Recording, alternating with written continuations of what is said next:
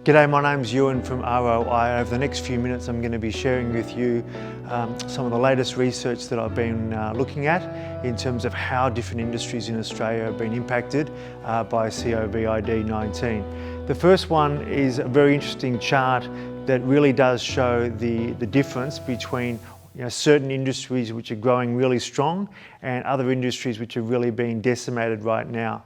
So I suppose when people are giving advice about what to do in terms of marketing, maybe in a recession, I'm not sure how relevant that is I think it really does depend on a case-by-case basis, because there is certain industries where things are going really well and you want to be maximising the opportunity, and there's certainly certain markets like travel where you would have to say that the best case would be to conserve costs and be conservative at this time.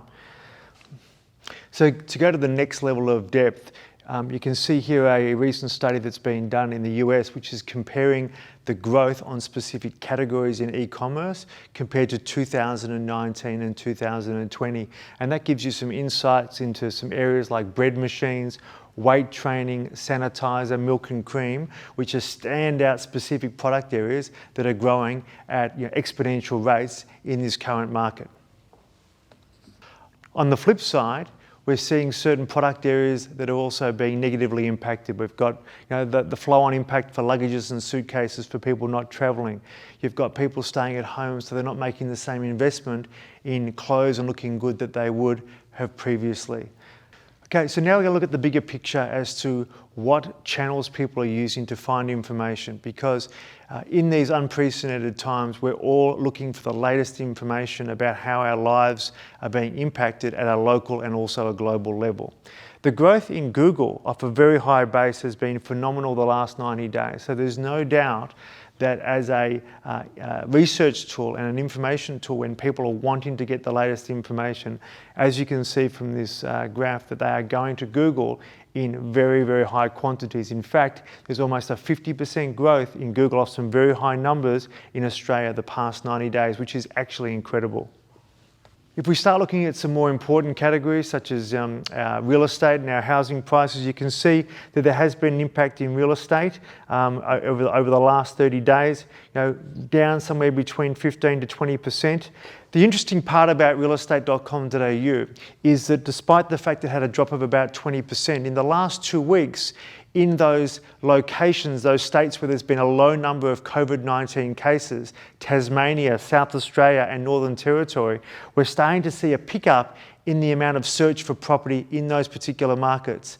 Not surprisingly, those markets have actually got a high percentage of government jobs, which are actually growing quite now. So I suppose that certainty of employment is also helping stimulate potential growth in those housing markets in the last 2 weeks. Cars, generally the most second valuable asset that we own.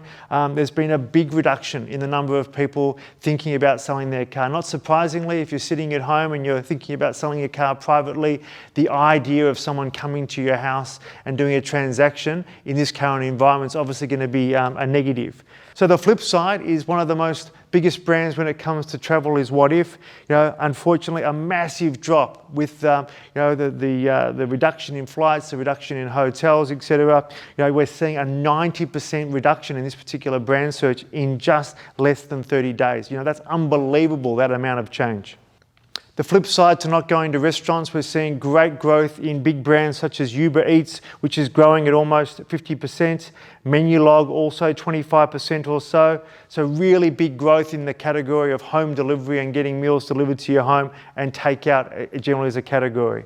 One business that's absolutely booming right now is Bunnings. And the reason I wanted to talk about Bunnings, not only is there growth in their brand off a strong base, but there's some really interesting trends in terms of the way they've pivoted into new areas. Hand sanitizer, toilet paper, and they're also, just last week, are trending around home gym equipment. So Bunnings is a great example where they've used their Wesfarmers strategic advantage to be able to bring all these different products into a channel where people are going in to home improvement. A fantastic business that's doing very well in this tough environment.